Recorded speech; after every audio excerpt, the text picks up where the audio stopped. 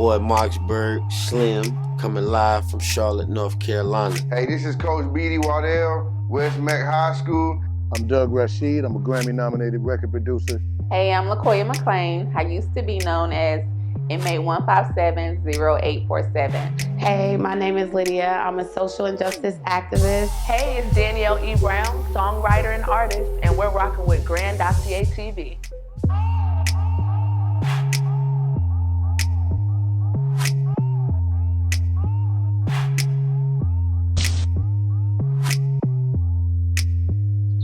Welcome back to another great show on Grandosiá TV, where I have here two special guests with me. To my left, my man, Bernardo Porter. What's good? And to the left of him, my man, Sindell Brooks. But before we get started, I want to say thank you to a very special person at Walter Michael Studios, my man, Tarek Crank, for letting us come in, set the show up here, new look, new show, new everything going on. Mm-hmm. But before we get started, everybody make sure you subscribe to the channel, subscribe with this video, share it, hit the notification bell so when we go live, you will get all the up-to-date videos that we have going on. Today's show, we're going to talk about marriage, people. That's right, marriage. Marriage from the black perspective of a male. That's something I don't think we do enough of in the world, where black men get together and we talk about the ups and downs, the joys, the cries of being married. Because I'll tell you right now, this is the hardest job I don't get paid for. It's one thing they forgot to tell me. I don't get paid for working this hard. So with that being said, man, fellas, how y'all feel about marriage? What is the meaning of marriage? And why do you think in society today that people push away from being married and they just rather be in a relationship for 17 years? Yeah, that's a good question.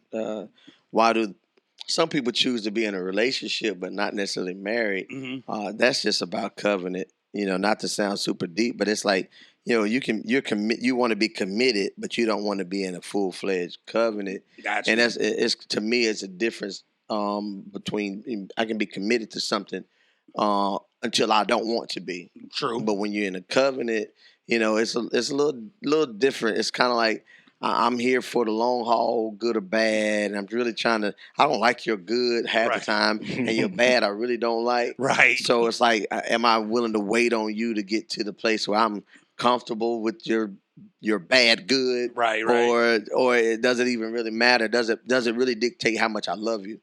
So I think there's a difference. Mm-hmm. All the stuff that my wife does that I don't like does not dictate how much I actually love her. True. You know what I mean? That's what allows me to stay there longer than maybe I would have prior to. But I had to get there. I didn't start out like that. Yeah. You know what I mean? You got to grow to that point. Man, at 21 years grown to that point. But still, it's like, she could be mad at me today.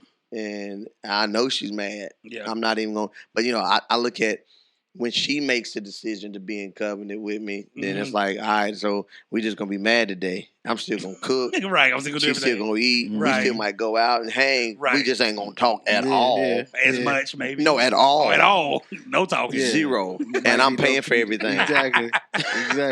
That's how it be. Yeah. What's your thoughts, Dale? Well, my perspective has changed just a little bit. I believe when I first got into it, my idea was I respect the hell out of loyalty. Mm-hmm. Do you understand what I'm saying? So I'm the type of person that, to make it, long story short or whatever, if you were loyal to me in that sense, I'm going to be loyal to you. So I made that promise to you, so I'm going to honor that promise. Now, my feelings have changed quite a bit. Oh man! They've changed quite a bit because now it's changed to, and it might sound selfish or whatever. I don't care. You have to. I need somebody that's gonna push me to the next level, not just accept the status quo. Because sometimes I get, work pretty good and you make pretty good money. You get lackadaisical. You get complacent in where you at. Mm-hmm. I never want to be complacent. I always want to be uncomfortable because it makes you, pressure makes diamonds. That's true. That's how I look at it. Pressure bust pipes. Yeah, that's exactly how I look at the situation. And I mean, now my ideal on it is I don't think that I don't want to say I'll never do it again, just because this one didn't work. But I do believe it's gonna take a lot. It's gonna take a lot. Like just because I've seen too much and and I know even the level of hurt that she says I caused her didn't require this level of stupid that I get in return. So, question for both. You said 21 years you've been married. How long you was married, Sindel? Oh wow. 6 years. So you was married for 6 years. Yeah. If you can go back to that day when you said, "Will you marry me?" What are some things that you should have been looking for that you probably didn't look for, or what are some things you would tell your younger self to look for to make sure that person have something? Because I heard people say all the time, if a woman never got loud in front of you or never had an argument or something, you may want to wait a minute to see what that really looks like. If she haven't really did certain things in front of you, you may want to really think about it. I know, me being a bobblehead, me being a church guy, my dad was a pastor. Well, he is a pastor. I always was taught you shouldn't shack up with nobody.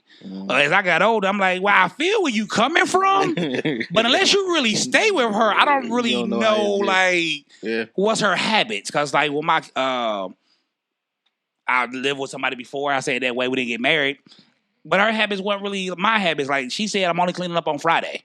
So you gonna just have a dirty house the rest of the week? Like we only gonna clean on Friday. That's all we do. So I think and we as black young men, we are raised by black women that we looked at as a standard, and some of us had marriage in front of us, and some of us didn't. Yeah. So what is something that you be like? You know what? If I had to go back and do it again before I said, ask that question, will you marry me?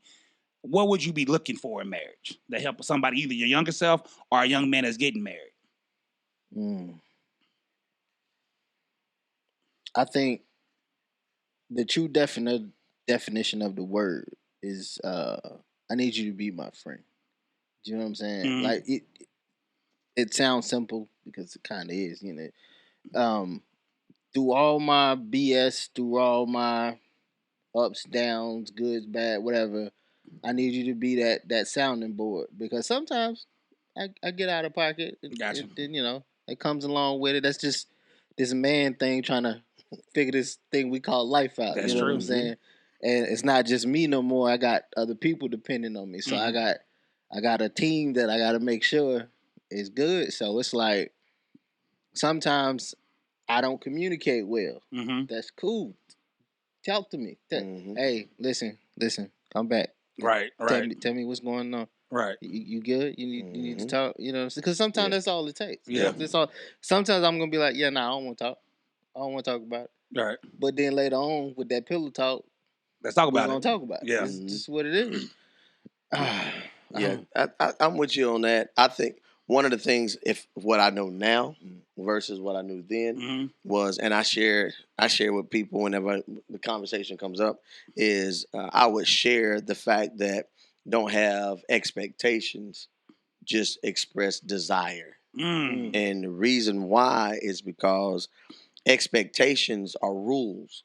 Oh. I expect you to clean. Say it one more time. Expectations are rules. Yeah. So if I expect you to clean and you don't clean the way I want you to clean, now I'm feeling some kind of way about your cleaning habits, versus I desire you to clean this way because it makes me happy. I got you. So if I give it to you from a desire standpoint, and you say you want to make me happy, then when I express this is desire that makes me happy, then it should trigger something for you to make me happy. It might not happen the next day or the week or the month or year. Right. But at least I've expressed to you that this is a desire. I didn't get that teaching. I didn't get that. My daddy didn't tell me that. My dad was like, she's supposed to do this, supposed to do that. Right. But what I know now is when I went in trying to muscle the relationship with what I expected, then if she didn't grow up that way, which she did, but if she didn't grow up that way, then it's more like me being controlling. Yeah. So the situation goes from, he's a controlling husband. No. I expect something. And so now my rule, I'm not feeling you until I want to feel you.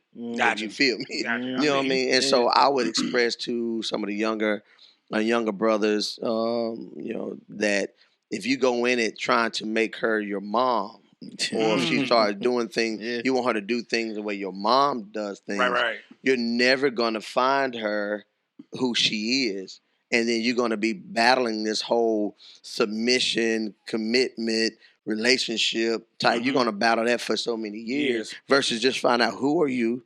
Right. Let's talk about it. Like, be my friend. Yeah.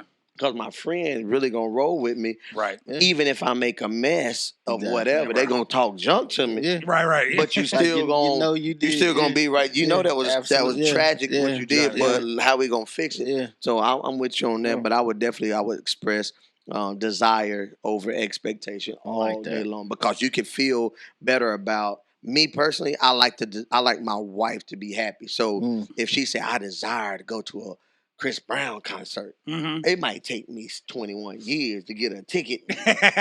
Like I'm trying to get a ticket coming up August the 9th. Right. But them things high. They like 168. So I'm like, oh, but that's a desire. So who gonna grind to try to get that? Even if she go by herself, I got you the ticket. There you go. But desire over expectation to kind of keep it a little bit more conversation. I agree with that. I agree with that wholeheartedly. I was doing I was big on gestures, you know what I'm saying? And like it would be stuff like, I know she didn't pack a lunch that day. I'm off. Let me swing through. Let me bring you some lunch. You got your little boo for me. Let's sit down and rap a text while you at work. Yeah. And we sit down and eat and talk, that kind of stuff like that. So before everything before everything hit the fan, I had plans to take her to Greece. Wow. You know what I'm saying? I had already priced it out, how much it was going to cost, where we were staying, what I was driving while I was there, what I was going to get for her to wear while we were there. Yeah. I had all this stuff mapped out. Then she went cuckoo puffs. And it changed. Yeah. No grease. Yeah, and it was over. You slid out. And listen. I had a friend of mine like, oh, well, you pay for a trip to Greece. You take, nah. That was for her. Yeah, that was for her. That was for her. Like taking you to Greece for, like, come on, man. Some people, what I learned in marriage is sometimes the way we give what we want to give to them is not received the way we give it. Yes. And I learned the hard way around Mother's Day, Mother Days and birthdays, special days, anniversaries. I learned the hard way. I liked watches. And which I don't have mine. I feel naked right now. In the car. Mine is like in the car, just sitting there saying, "Where you at?" But I liked watches, and so I would buy her a watch. You buy what you want. I buy what I want. I like watches. She must like watches, right? So I'm buying her a watch, and she never wore it. And I was like, yeah. And I was like, so I bought a watch. She never wore it. I'm sitting there like, okay, she ain't wearing the watch. I'm disappointed. Yeah. I'm heartbroken. Because I'm like, I bought you this nice gift. And you ain't... My thing was purses. Did she like purses? No. You see what I'm saying? It was so much money wasted. But and then it's a sign. We take it as a sign of lack of appreciation. Yeah. You ungrateful. And the response to me was, I don't like watches. Yeah. I mean, you like watches. Did you not pay attention to what I like? Yeah. And if it's what I like, then you buy what I like. If you want to buy me a gift, I thank you. But that watch gonna sit there, and I'm like, and it crushed me early on in our marriage because I'm thinking, you ungrateful young lady. Of course, my head was saying other words, saved and unsaved. I'm like, I don't spend all my good money on this watch. On this watch. Worked from over, Walmart. Worked over. Because it was like 160 at Walmart. Worked over. It was shining clean at Walmart. And I'm like, dang. And I'm straight out of the pen, though. Oh, yeah. That's a different mindset. I'm straight out of the mindset, really different. I'm like, man, I'm making 12 cents an hour in the pen. Right. And I come out here making $7.90, and I buy you this $100 watch. And you don't want it? Yeah. Chick, please. That was a whole 3 months, 4 months salary. Right. So, but I learned that, man, it's those things, the act of kindness, the stuff like you were doing. You were that person. She was probably something different. She was. And it kind of clashed, and it don't go together until we really get to that part, man. It took me 17 years to find out that my wife was a thug. She liked being at home, and then she liked to cook. I like to be on the go. So you gotta buy some and just grab something while I'm out. And it was always, did you eat while you was out? Yeah. But she wanted to cook for you, though. Or you ate without her. I'll eat again. Like it's one of them things. Like Right. We can eat again. Right. it's not that big of a deal to me, but to her, it's a really big deal. So it's like, yeah. Gotcha. And I, at the same time, it's a balance in that. You know. So as y'all was getting married, I learned this the other day. I was listening to this preacher talk. One of his rules were, or one of his helping points were, you should have a vision for your marriage before you ask the question. Was there any vision that you had before you got married to your wife? Or is that something that you learned? The vision was, I need to see you in that bed on the regular. Like, because that was the only vision I saw was how are we going to get down all the time. Right. I mean, it really wasn't even a vision. I wanted a family. I want to just love on my family and have a life. I didn't know anything about a vision for financial vision. You know, of course, everybody wants a house. Everybody wants a nice car, and you want something in your savings account. But guess what? That's just the ground floor. Right, you got to build that thing. I didn't know nothing about a vision of my purpose and my goals and my ministry or whatever we supposed to do together. I didn't know none of that. I was like, man, I want a wife. My daddy said, when you come home, find a wife and build a family. Right. I knew it made sense. Yeah. But a vision for the family? Yeah, nah. Come on. So do you think, listen to you talk about that, what your dad said, and then, everybody's parents are different.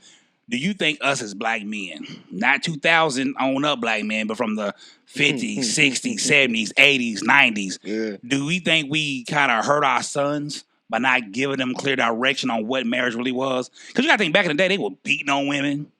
They were like, you do what I say. But in today's world, that's not really... It's a different dynamic. I think then was a different dynamic from now. Okay. Back then, women weren't supposed to work. Women couldn't work. Women, they worked, but they didn't. It was the man's job. So the expectations of the roles back then were different than now. True. You didn't have women back then making six figures. No. You didn't have women back then having their own whip. You know what I mean? So I think the roles back then were so different.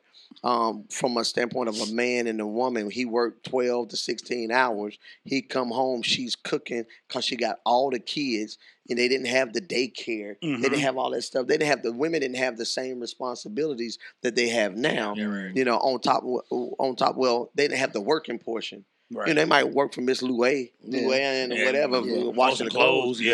But they didn't have the responsibility of it like this. So I think overall, if we say we hurt our sons, I think generationally, if we didn't listen to our forefathers who actually was buying land, who was actually doing the hard work, the labor, we hurt our children by not teaching them how to work for what they want, because we don't want, if we went through a suffering, we don't want our kids to go through the hard times. So we give them everything and we spoil them and we make them soft. Very true. Right. So, I think we hurt them from a vision. From a vision standpoint. I think we hurt each other. We hurt our children because we ain't talking about a vision for the family. No. I think a lot of the stuff stems from just upbringing in itself. Like, we don't sit around and have these types of conversations. I don't remember.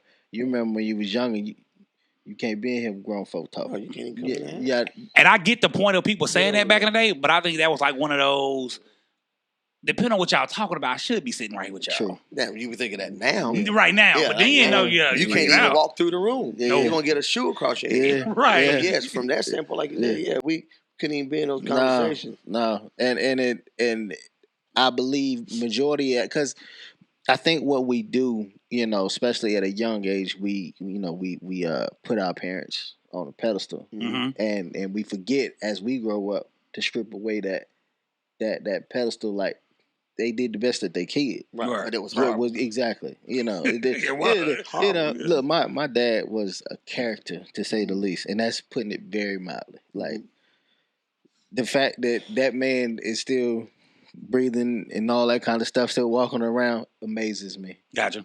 Because it was the opposite. My mom was the square, and he was the hellion running around here. Right. But he's the one still here. Mom gone, rest in peace. So it's like, it doesn't make much sense to me. Sometimes that stuff is just to protect her mind, for her not to have to go through all that extra anymore. So sometimes the ones that we think should still be here, the ones that get protected and snatched up out of here. I've learned that. I just dealing with different laws and different stuff like that. Yeah, I've gathered that now, but that wasn't. No, Yeah, we weren't hearing that at the moment. I felt some type of way. For real. I felt some type of way. For real. Now, my other question for you fellas is: somebody said this the other day, and it's like, huh? Then I heard Chris Rock saying, I was like, huh? Again, women get unconditional love. Children get unconditional love. Yeah. A dog get unconditional love, but a man is loved on condition. What are your thoughts on that?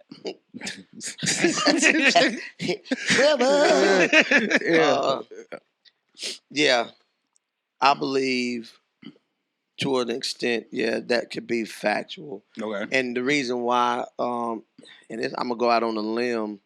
Now go ahead. I'm here with you. I'm gonna go out on a limb that it's not really. It's not gonna be that. It's not gonna be unconditional. Because we ask them to be with us. Gotcha. Based on condition. So if I pull you out of a situation, okay, that you were handling on your own, yeah, and then I pull you into my situation, then the conditions change. So if I pull you into my situation and your conditions change, and you're with me, then you're expecting things to at least be equal to or greater than. Right. But if it diminishes because she's expecting it to be the same, not her thinking about you have to go backwards to go forward sometime because a slingshot is that way. Right. In order for it to project further, you got to pull it back. Right. And so sometimes they don't see that. Right. So it's conditional sometimes the way they love you, because they're based on situations and conditions. So I learned that, I don't get unconditional love. Or if I do get it, I ain't gonna say I do get it. I realize that based on the conditions, that's why I need to channel, okay, you love me in this area. Right. And over here, you're not really loving me right now. So I don't have the unconditional. We probably won't ever get that from a male perspective. Right. Yeah, I was going to say the same. That was dope, though. Yeah. That was dope. That's I right. almost cried just now. I love it. Yeah, we won't get that. Yeah. No, and I just to piggyback off what you were saying, like, I mean, I won't use the word, conditional or unconditional because, that kind of definite or whatever you want to call it. I just look at it in waves. We deal with it in waves. It's like, or loving me where I'm at. Okay. The same way I'm big on energy. Everybody. I'm big on energy. If your energy is not matching what I'm doing, what are we doing? Like, where's the disconnect? Right. And if it's a major disconnect, maybe we don't need to be together. But that's kind of how I operate in that space. And it's just one of those things, like you said, being love unconditional. No, it's very much conditional, especially nowadays. If you're married, stay married because this dating pool is tainted ridiculously. Like, you never know what you're gonna get out here either. Oh my God! You never know what you're gonna pick up. You never know. Somebody who might want. Never mind. Right. I'm gonna stay off of that. Won't you take the grief? Yeah. Right. Yeah. So it's just one of those, and it's frustrating because it's like you looking for that, your so much approval. Yeah. It's just really recognition. You did a good job. Right. I appreciate what you did. Yeah, that's key. That's it. Men don't get that often. No. Well, I don't think a lot of women in general have been taught from young age to appreciate what it is they do get that benefits the household. Because when you think about provision, most people, when you think about provision, the only thing pops up is the money sign. Yes. But when provision could actually be everything around that and generates money, or it takes the place of money. Then people don't, most women don't equate provision with other things. It's like if you don't make a certain amount of money, whether they make you feel good about it or not, they still looking at, okay, you do all this, but how much you make? It don't matter. I can make $50, right? But you in a $500,000 whatever. It's not about what I make; it's about what I provide for you. And like a lot of times, I provide in our marriage, I provide more resources to our life Right. through favor, through access, whatever, and we still get the same thing that I would have to work and have a 4-year or 6-year degree on. Right. You know, but to be able to, fortunately, to be able to walk in places and not have to do certain things and not have to have certain pieces of paper to get the same results. Yeah, we call that being tapped in. Yeah, and I like being tapped in more than me having to go clock in. Right. I'm asking my producer, man, can he pass around the plate? Cause man, listen, he is going in over here, y'all. Like these are jewels for real. Yeah, man. Dimes out here. But I'm feeling them. I'm like it was like the waves and the energy does matter. And I've learned that a lot of times the people that we're connected to, especially female wise, right, is sometimes they're depleted in certain waves or energy. So if you're giving off this energy, you're filling her up, but she can't give it back, or she gonna be depleted. Yeah, yeah. You know, it's like, and I was like, where does this come from? It's like I'm high energy in certain areas. You know, but at the end of the day, I can sit at home all day long. But I feel like that's a conversation that needs to be had. I agree. I mean, before you say I do, before even in the dating, the courting space or whatever. We don't spend enough time courting though. For what? Because some men, I ain't gonna lie, some men feel pressured. Some men, like some women have the expectation, if you don't ask me in the first 3 years, like within them 3-year window, I'm leaving you. I'm not sitting here wasting time with you. That's a plant. That's like a plant. Yeah. That's a plant. It's beautiful until it gets dry. It's true. And then it starts thirsting for water. Yeah. It's kind of like you can't put an expectation on me to marry you within the next 3 years just because you want to say that you're married. You know, but you know, I kind of take from you that courting is irrelevant. No. Okay. I do like the court, but see, my thing, I've been burnt. Like I said, this new age dating is different. So, I would go and I would do above and beyond things, like even just in the courting stage. Like I'm just getting to know a lady or whatever. We just hanging out. All this is brand new, and Mother's Day come up. My mom isn't here, so it's like, okay. Instead of me moping around all day, let me make somebody else's day a little bit better. So I just popped up with some roses, you know what I'm saying, and pulled off. Like, hey, just for you, enjoy your day. You know what I'm saying? I don't know what you got planned, but take those with you. Yeah. And, you know, she was like, oh my God. But that didn't work because she didn't put the same sort of energy in. And then. And she didn't put the same energy into what? Just us, period. So so I found out during the courting stage, she's a very selfish person. Oh, man. So as long as I'm giving, she was receiving. She's gonna take.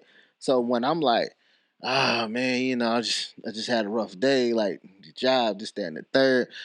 Oh yeah, that's cool, you know what I'm saying? But I gotta go run, I gotta do this. Yeah. Oh, okay. All right. So it sounds like y'all skipped the dating part. Right. Listen. Right. Because I tell, it sounds like y'all skipped the dating, bro. Because what I tell most people is, okay, you got the dating where I can still go to a movie today with you, and then when we get out this early matinee, I might go out to eat with this young lady. Right, that's dating. They don't understand that. No, because they're already in court status. Yeah. So they're courting. So if you start courting after 8 phone calls or 5 phone calls, then this going to be a mess anyway. I tell all my single sisters and all my single brothers I know, I'm like, listen, how long y'all been on the phone? Well, we done been on the phone for like 2 weeks. So what y'all doing? Y'all dating? How? I mean, you know, we trying to see what it be like. Right. No, y'all, it sound like you courting. Right, you know, because their expectations again. Yeah. Right. And it's kind of like, you done hung out, you done went to eat something. You know what I'm saying? Like, a little Netflix and chill. Yeah, little situation. You know?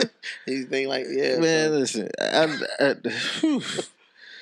can write a book. It's ridiculous, and you know, not all of them were bad, but just maybe I had to think about it after the fact. Like maybe I met them in the wrong spot, and sometimes that happens, and that's fine. But I'm big on just tell me what's up. Yeah, just tell me what's up. This is cool. Don't have me thinking it's this thing and then it's something completely different. Like, oh girl, that was selfish. This is how I found out she was selfish. So we were communicating back and forth every day, morning texts, you know, hope you have a great day. I'll talk to you right later on, whatever. Woo. Then all of a sudden I hit her, no response. Okay. You might be busy. You got kids. Okay, I get you. You know what I'm saying? You got kids or whatever. I understand that. You know what I'm saying? I'm not a idiot. So after that it was like I hit you the next day. no response. Mm. Huh. So I have a rule. Mm-hmm. If I can go 24 hours Without talking talking to you, I don't feel like I need to talk to you. Okay. So I was done. I was done. You know, after that, I sent that nice text message. Hey, I appreciate everything. You know, maybe this is not working. Whatever. You enjoy the rest. You enjoy that, boo boo. You know what I'm saying? You enjoy that. You know what I'm saying? So she hit me back with this long diatribe. 2 days later. Not 2 days later. 2 days later. So I guess she had to sit. Process. And she was like, well, let me apologize. I never wanted to get you in this. But you did. Right. And then you just ghosted and didn't say nothing. Mm. Like, you're older than me. Like, I kind of need you to act as though. Oh, no. It's ridiculous. They ain't gonna do that. It's ridiculous. It's Yeah. like, but you expect all of you, the flowers. You expect all that. It's the same in marriage. True. It's the same in marriage. You know, a lot of times people in marriage don't really want to say it, but there's a level of selfishness in marriage that takes place. You just have to be willing to accept that selfish portion, or even if you don't say it's selfish, the part that they feel that they deserve. Yeah. Right. You know, they feel they deserve, or I feel I deserve something out of this commitment, this things. Like, just appreciate the fact. Yeah, like if I ain't gonna cut the grass, but I'm just gonna get somebody to cut it. Yeah. Appreciate the fact It's that done. I at least set that up. Don't come at me because I don't cut it. Yeah, that's Like, ridiculous. don't minimize the gesture of the grass being cut. Just say, man, he provides our yard looking good. That's another part of that provision. It's like, I'm like you. All you gotta do is tell me that I did a good job, or show that you appreciate what I'm doing. You really don't have to buy me nothing. You only have to buy me something if you bring up the fact that I don't buy me nothing. Right. I know it sounds crazy. Yeah, no, my wife gives me like that all the time. If you keep telling me, why don't you buy you some shoes? Yeah. I mean, But I'm then like, when I start, well, why don't you buy me the shoes that you want to see me in? Because you already know I'm not buying nothing. Right. I'm not My wife buying like that. any shoes. that's how she was. She was big on the. I want to do this. I'm a grown man. I'll get it if I want it. Like, it's. Yeah. You know, I'm not big on that. But ever since she been gone, that shoe budget went through the roof. It's ridiculous. That and hats. Why do you think it went that way now? Well, to be honest, she kind of tore me down when everything went the way it went. Everything broke me down. I was in a real bad space for a little bit. So doing stuff and just listening to, you know, my people, my friends or whatever, they telling me, listen, man, you gotta do something to make yourself happy. It ain't so much about you getting with this chick, you getting with that chick. That's the easy part. You gotta do something to make you happy. And I'm like, okay, well, you know, so let me step this shoe game up. Cause my shoe game was already good. I just didn't find it because all I did was work. So I was in my work boots majority of the time. So it went from the shoes to the fedoras to the watches to the cigars. It's a very expensive habit. The cigars and watches. I already know the hats. Very expensive. It's very expensive. Listen. I'll show you something special about this watch. Go give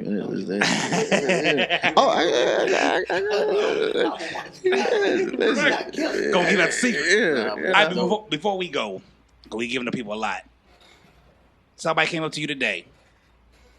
Like, Bernardo, I want to get married. I found the love of my life. A lot of people say it's not about love no more. It's about partnership. Oh, really?